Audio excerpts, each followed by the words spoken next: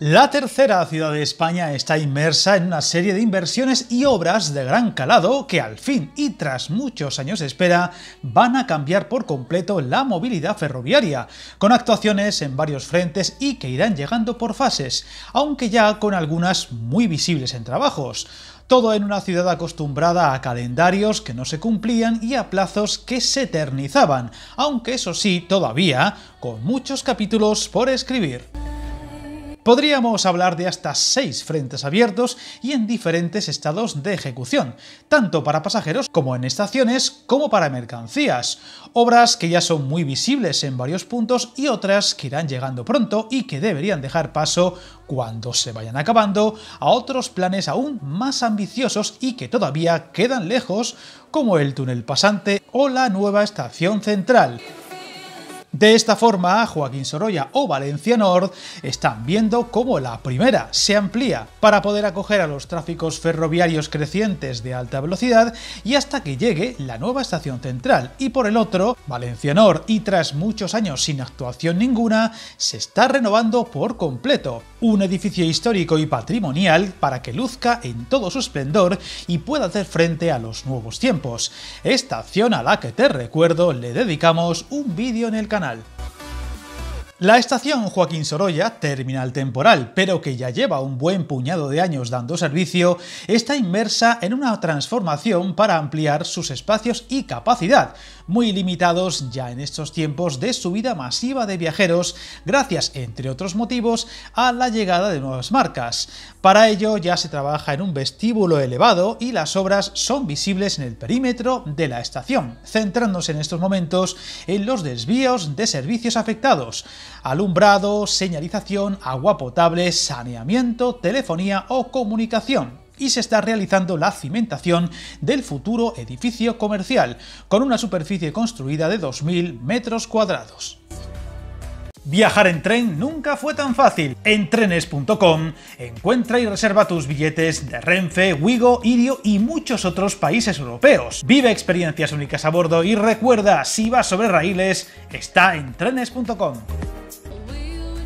Sin embargo, la obra de mayor envergadura ahora en marcha es el canal de acceso, el túnel que llevará los futuros trenes desde las afueras de la capital del Turia al centro. Hablamos de una obra de gran calado y complejidad que está constituido por el conjunto de vías soterradas que sustituyen las vías de entrada a Valencia en superficie hasta la futura estación central, con una longitud de 1.500 metros, que será soterrado en 2 niveles, con el fin de propiciar una separación de tráficos según los anchos y tipos de vías ferroviarias, acorde con la disposición adoptada en la futura estación.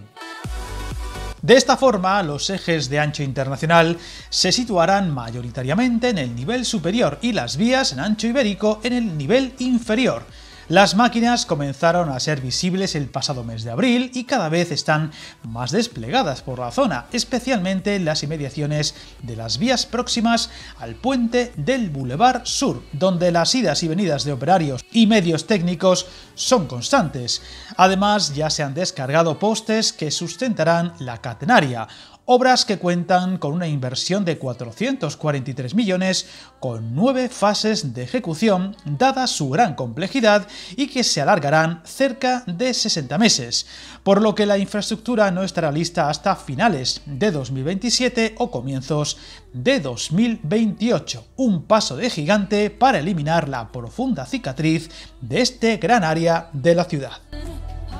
Recordemos que el canal de acceso no es más que el primer gran paso del futuro túnel pasante de la ciudad, aquel que hará posible cruzar Valencia sin necesidad de cambio de sentido, agilizando y facilitando de forma notable los tráficos de todo el corredor mediterráneo, siendo Valencia el corazón de esta importante infraestructura. Trabajos que parecen entrar en una fase de gran actividad y ritmo. De esta forma se acabará con el muro que corta la ciudad, en concreto los barrios de Malilla, Cruz Cubierta y La Rayosa, y poco a poco las obras serán más llamativas y ya se pueden ver a las pantalladoras entrando en algunas zonas, especialmente en La Macosa y La Rayosa.